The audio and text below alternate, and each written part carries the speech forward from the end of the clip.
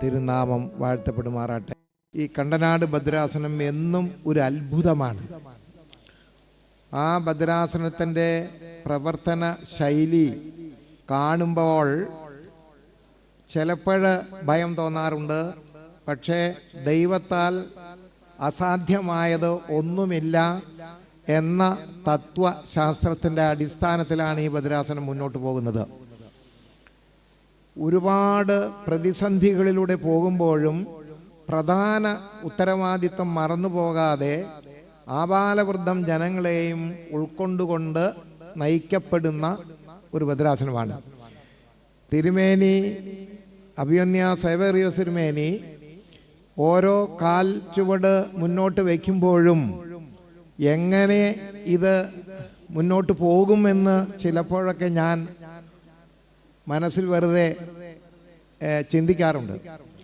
പക്ഷേ ചിന്തയ്ക്കപ്പുറമായിട്ട് ദൈവം തിരുമേനിയെ നടത്തിക്കൊണ്ടേയിരിക്കുന്നു എന്നുള്ളതാണ്. കാരുണ്യം മനുഷ്യ മനസ്സുകളിൽ നിന്ന് വറ്റിപ്പോയിട്ടില്ല. നാം എപ്പോഴും ഇന്നത്തെ സമൂഹത്തെ കുറ്റപ്പെടുത്തുകയും അതുപോലെ തന്നെ ഒരു നെഗറ്റീവ് പ്രസൻറ്റേഷനായിരിക്കും പലപ്പോഴും നമ്മുടെ വായികളിൽ നിന്ന് വരുന്നത്. എന്നാൽ നന്മയുടെ അംശം എവിടെ ഉണ്ട് എന്ന് പറയുന്നതിൽ എൻ്റെ വീക്ഷണത്തിലെ മലയാളികൾ പിശുക്കന്മാരാണ്. നന്മയുടെ അംശത്തെ ഒന്ന് ഉയർത്തിക്കാട്ടുവാൻ, പറയുവാൻ, പ്രോത്സാഹിപ്പിക്കുവാൻ ഉള്ളതിനേക്കാൾ വെമ്പലായിരിക്കും വിപരീതമായ കാര്യങ്ങൾ പ്രോത്സാഹിപ്പിക്കുന്നതിൽ. ഞാൻ ഈ ഭദ്രാസനത്തിൻ്റെ ആദ്യം മുതൽ തന്നെ എല്ലാ കാര്യങ്ങളിലും ബന്ധപ്പെടാറുണ്ട്. കാരണം ഒരു മേൽപ്പെട്ട സ്ഥാനത്തേക്ക് ബലഹീനനായിരിക്കുന്ന ഞാൻ ഉയർത്തപ്പെടുന്നത് തന്നെ കാലഞ്ചിത ജോസഫ് മാർ പക്കോമിയോസ് തിരുമേനി മെത്രാപോലിത്തയായി ഉയർന്നതിൻ്റെ വെളിച്ചത്തിൽ അവിടെയുള്ള ആ ദേവാലയത്തിലെ ഒരു ശുശ്രൂഷക്കാരനായി നിയമിക്കപ്പെട്ട് ആ വഴികളിലൂടെയാണ് കടന്ന് വന്നത്. അപ്പോൾ എൻ്റെ മനസ്സിൽ തിരുമേനിയോട് എപ്പോഴും ഒരു ഉള്ളിൻ്റെ ഉള്ളിൽ ഒരു വിധേയത്വവും ഒരു ആരാധനാഭാവവും ഉണ്ട്. 1976 എറണാകുളത്തുള്ള സെൻറ്റ് മേരീസ് ദേവാലയത്തിൽ ഒരു ശുശ്രൂഷക്കാരനായിട്ട് ഞാൻ വരുമ്പോൾ മലങ്കര സഭ വ്യവഹാരത്തിലും കലഹത്തിലും ഞെളിപിരി കൊണ്ട് ഒരു കൊടുങ്കാറ്റടിക്കുന്നത് പോലെയുള്ള ഒരു സാഹചര്യമായിരുന്നു. എനിക്ക് ഓർമ്മിപ്പിക്കാനുള്ളത്, ഇങ്ങനെയൊക്കെ ഉണ്ടാകുമ്പോഴും ദൈവത്താൽ അസാധ്യമായത് ഒന്നുമില്ല എന്ന് ഈ ഭദ്രാസനം തെളിയിക്കുകയാണ്. ഞാൻ ഇതിനെക്കുറിച്ച് തിരുമേനിയുടെ എല്ലാ പ്രസ്ഥാനത്തെക്കുറിച്ചൊന്നും ഞാൻ പറയുന്നില്ല. ഒരു ദിവസം 60,000 രൂപയുണ്ടെങ്കിൽ മാത്രമേ തിരുമേനിയുടെ പ്രസ്ഥാനങ്ങൾ നടന്നു പോകുന്നത്. ഇതിലുണ്ട്, ഇത് നിങ്ങളുടെ കയ്യിലുണ്ടെങ്കിൽ കാണാം. Daily expense for all the projects of തിരുമേനി ഈസ് 60,000 rupees. അപ്പോൾ 60,000 × 30 × 12 എത്രയാണെന്ന് എനിക്കറിയാൻ പാടില്ല. അത്രയും തുകയുണ്ടെങ്കിൽ മാത്രമേ തിരുമേനിയുടെ ഒരു വർഷത്തെ ബഡ്ജറ്റും അതുപോലെ തന്നെ അതിൻ്റെ ചിലവും പൂർത്തീകരിക്കാനാകുള്ളൂ. തിരുമേനി പണം കായ്ക്കുന്ന മരങ്ങളൊന്നും കണ്ടുപിടിച്ചിട്ടില്ല. ഇതെല്ലാം തന്നെ സുമനസ്സുകളിൽ നിന്ന് സ്വമേധയാ തിരുമേനിക്ക് ലഭിക്കുന്നതാണ്. അതിനർത്ഥം എന്താണ്? ഇന്നും മനുഷ്യ മനസ്സ് സുമനസ്സുകളിൽ ജാതി മത ഭേദമന്യേ നന്മ ചെയ്യുവാൻ ദാഹിക്കുന്ന ധാരാളം മനുഷ്യ മനസ്സുകൾ ഉണ്ടെന്നുള്ളത് മറന്നു പോകരുത്. അതുകൊണ്ടാണ് ഇത്രയും അത് തിരുമേനി അതിൻ്റെ ആ രഹസ്യം കൃത്യമായി കണ്ടെത്തി ഭദ്രാസനത്തെ മുഴുവനും കോർത്തിണക്കി എല്ലാ വൈദികരെയും ഒരു മുത്തുമാല അല്ലെങ്കിൽ ഒരു ചരടിൽ കോർത്തിണക്കി മുന്നോട്ട് കൊണ്ടുപോകുന്നത്. എല്ലാ വൈദികർക്കും എനിക്ക് തോന്നുന്നത് ഈ ദേവാലയത്തിലെ ശുശ്രൂഷ മാത്രമല്ല, മറ്റെന്തെങ്കിലും ജോലിയും കൂടെ തിരുമേനി കൊടുത്തിരിക്കും. അത് അവർ സന്തോഷത്തോടെ നിർവഹിക്കും.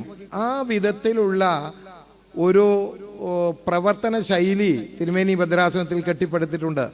നിങ്ങൾ വിചാരിക്കുന്നത് പോലെ കണ്ടനാട് വെസ്റ്റ് ഭദ്രാസനമായാലും ഈസ്റ്റ് ഭദ്രാസനമായാലും അങ്കമാലി ഭദ്രാസനമായാലും ഇന്നത്തെ കാലഘട്ടത്തിലെ അതിൻ്റെ കലഹ ന്യായത്തിനും നീതിക്കും വേണ്ടിയുള്ള കലഹങ്ങളാണെങ്കിൽ പോലും അത് എത്രമാത്രം രൂക്ഷമാണെന്നുള്ളത് വളരെ വ്യക്തമായിട്ട് നിങ്ങൾക്ക് അറിയാമെന്ന് ഞാൻ കരുതുന്നു.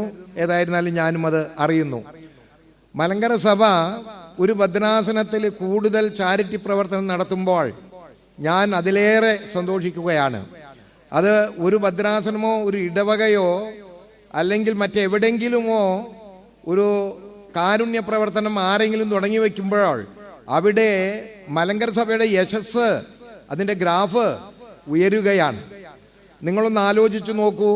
30 ഭദ്രാസനങ്ങളും ചെയ്യുന്ന ചാരിറ്റി പ്രവർത്തനങ്ങളുടെ ഒരു മൊത്തം പ്രസൻറ്റേഷൻ, അതിൻ്റെ മൊത്തം ചിലവുകളുടെ ആകത്തുക നമുക്ക് ഒന്ന് അവതരിപ്പിക്കാൻ കഴിയുമെങ്കിൽ എത്ര കോടി രൂപയായിരിക്കും മലങ്കര സഭ ഒരു വർഷം കാരുണ്യ പ്രവർത്തനങ്ങൾക്ക് ചെലവിടുന്നത് എന്നും കൂടെ ചേർത്ത് ചിന്തിക്കേണ്ടതുണ്ട്. ഇത് നമ്മുടെ ഉത്തരവാദിത്തമാണ്. കർത്താവായ യേശുക്രിസ്തുവിൻ്റെ ദൈവരാജ്യ പ്രവർത്തനത്തിൽ നാം കാണുന്നത് എന്താണ്? പകൽ സമയം മുഴുവനും ജനങ്ങളോടൊപ്പം സഞ്ചരിക്കും, അവരുടെ ആവശ്യങ്ങൾ നിർവഹിക്കും, രോഗത്തിന് സൗഖ്യം കൊടുക്കും, അവരുടെ അത് ആഹാരമാണെങ്കിലോ പിശാച് ബാധയാണെങ്കിലോ അല്ലെങ്കിൽ ഒരിക്കലും വിട്ടുമാറാത്ത രോഗാവസ്ഥയാണെങ്കിലോ അതിനെല്ലാം കർത്താവായ യേശു മെസ്സിയ അവിടെ ഇടപെട്ട് അതെല്ലാം സൗഖ്യമാക്കി കൊടുക്കും. അങ്ങനെ പകലന്തിയോളം ജനങ്ങളുടെ ഇടയിൽ ഇങ്ങനെ അലഞ്ഞ് നടക്കും. സന്ധ്യ ആകുമ്പോൾ ഏകനായി ഏതെങ്കിലും ഒരു പർവ്വതത്തിൻ്റെ മുകളിലേക്ക് കയറിപ്പോകും. അവിടെ കയറിപ്പോകുന്നത് കിടന്നുറങ്ങാനാണെന്ന് ഞാൻ വിചാരിക്കുന്നില്ല. അവിടെ പോകുന്നത് അന്ന് ഈ യേശു തമ്പുരാൻ ചെയ്ത പ്രവർത്തനങ്ങളുടെ ഒരു ചെറിയ റിപ്പോർട്ട്, ഒരു ചെറിയ വിവരണം തൻ്റെ പിതാവിനെ അറിയിക്കുകയാണെന്നാണ് എൻ്റെ ബോധ്യം. അവിടെ നിന്ന് ലഭിക്കുന്ന പ്രോത്സാഹനവും നിർദ്ദേശങ്ങളും സ്വീകരിച്ച് വീണ്ടും ഊർജ്ജസ്വലനായി മുന്നോട്ട് പോവുകയാണ്. വിമർശനങ്ങൾ ധാരാളം കേട്ടിട്ടും അതുപോലെ തന്നെ എതിരാളികൾ ഏതെല്ലാം വിധത്തിൽ തമ്പുരാനെ തകർക്കാൻ നോക്കിയിട്ടും അവിടെയൊന്നും പതറാതെ മുന്നോട്ട് പോകാൻ കഴിയുന്നത് പിതാവായ ദൈവത്തോടുള്ള സംസർഗം തന്നെയാണെന്ന് ഞാൻ വിശ്വസിക്കുന്നു. ഞാൻ വളരെ ദീർഘിപ്പിക്കുന്നില്ല. 60,000 രൂപ ഒരു ദിവസം ചാരിറ്റി പ്രവർത്തനത്തിന് ചെലവിടേണ്ടി വരുന്ന ഏത് ഭദ്രാസനമാണ് മലങ്കര സഭയിൽ ഉള്ളത് എന്ന് ഒന്ന് ചിന്തിച്ചു നോക്കൂ. നിങ്ങൾ വിചാരിക്കുന്ന പോലെ കണക്കുകളില്ലായ്മയൊന്നുമല്ല. ഈ കണക്കുകളെല്ലാം അതാത് വർഷം ഓഡിറ്റ് ചെയ്ത് ആ ഓഡിറ്ററിൻ്റെ റിപ്പോർട്ടും അതിൻ്റെ എല്ലാ കാര്യങ്ങളും എല്ലാ വർഷവും സർക്കാരിലേക്ക് സമർപ്പിക്കുന്നുണ്ട്. ഈ കോടികളോ അല്ലെങ്കിൽ 60,000 അതിലെ വെച്ചു ഇതിലെ വെച്ചു അത് കാണാനില്ല, ഉള്ളത് പിടിച്ചോ എന്ന് പറയുന്ന രീതിയല്ല. ഇത് സിസ്റ്റമാറ്റിക് തിങ്. നമ്മളിപ്പോൾ അറിയുന്നത് പോലെ കോടികളുടെ കണക്ക് എവിടെയാ അത് അറിയാൻ പാടില്ല. അങ്ങനെയുള്ളൊരു സിസ്റ്റം ആയിരുന്നെങ്കിൽ തിരുമേനിക്ക് ഇങ്ങനെ വളരാനൊക്കുകയില്ല. അതുകൊണ്ട് എനിക്ക് പറയാനുള്ളത്, ഇപ്രകാരമുള്ള ഈ ചാരിറ്റി പ്രവർത്തനങ്ങൾ, കാരുണ്യ പ്രവർത്തനങ്ങൾ നമ്മുടെ എല്ലാവരുടെയും ഉത്തരവാദിത്വമാണ്. 2 വിധത്തിലാണ് തിരുമേനി നമ്മൾ സഹായിക്കേണ്ടതെന്നാണ് എനിക്ക് തോന്നുന്നത്. ഒന്ന്, നിങ്ങളുടെ പങ്കാളിത്തം ഏത് വിധത്തിൽ തിരുമേനിക്ക് കൊടുത്ത് തിരുമേനിയെ പ്രോത്സാഹിപ്പിക്കുക.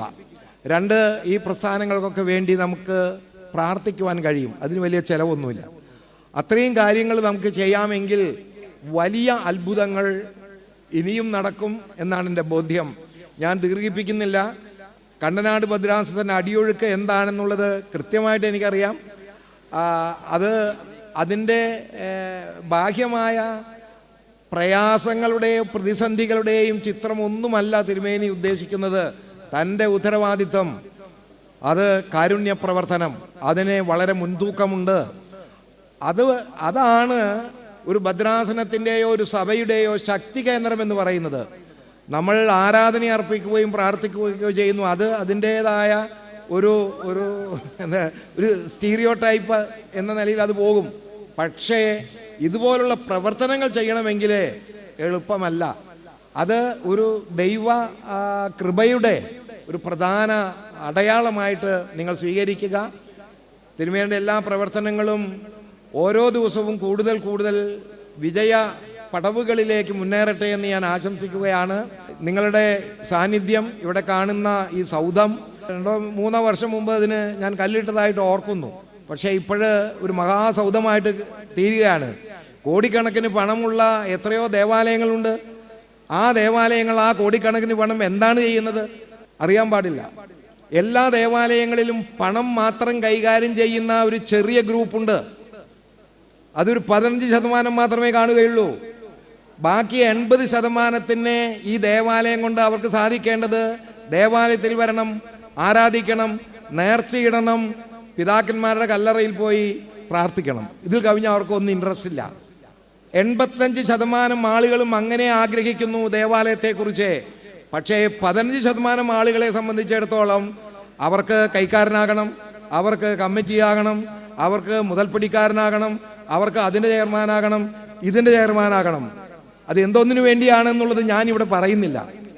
ഞാൻ പറഞ്ഞത്, അപ്പോൾ ഇത്രയും ബൃഹത്തേറിയ ഒരു പ്രസ്ഥാനം കൊണ്ട് നടന്ന് അതിൻ്റെ കണക്കുകൾ അതാത് വർഷം ഗവൺമെൻറ്റിലേക്ക് കൊടുത്ത് അത് അംഗീകാരം വാങ്ങിച്ച് FCRA അംഗീകാരം വാങ്ങിച്ച് ഒക്കെയാണ് തിരുമേനി മുന്നോട്ട് പോകുന്നത്. FCRA അംഗീകാരം എന്ന് പറഞ്ഞാൽ എളുപ്പമൊന്നുമല്ല. വിദേശത്ത് നിന്ന് ഒരു ചെക്ക് ഇവിടെ മാറണമെന്നുണ്ടെങ്കിൽ സെൻട്രൽ ഗവൺമെൻറ്റിൻ്റെ മുമ്പിൽ ഒരുപാട് നിയമങ്ങളുണ്ട്. ആ നിയമങ്ങളെല്ലാം പാലിച്ചാണ് ഇത് കൊണ്ടുപോകുന്നത്, ഇത് നടത്തിപ്പോകുന്നത് എന്നുള്ളത്. അതുകൊണ്ടാണ് ഞാൻ പറഞ്ഞത് കണ്ടനാട് വെസ്റ്റ് ഭദ്രാസനം ഒരു അത്ഭുതമാണ് എന്നുള്ളത്. വാക്കുകൾ അവസാനിപ്പിക്കട്ടെ. സമയബന്ധിതമായിട്ട് തന്നെ പലർക്കും സംസാരിക്കാനുണ്ടെന്ന് എനിക്കറിയാം. ഈ സമ്മേളനം ഔപചാരികമായി ഞാൻ ഉദ്ഘാടനം ചെയ്തതായിട്ട് പ്രഖ്യാപിക്കുന്നു. അതോടൊപ്പം തിരുമേനിയുടെ എല്ലാ പ്രവർത്തനങ്ങൾക്കും പൂർണ്ണ പിന്തുണയും പ്രോത്സാഹനവും പ്രഖ്യാപിച്ചുകൊണ്ട് ഞാൻ അവസാനിപ്പിക്കുകയാണ്.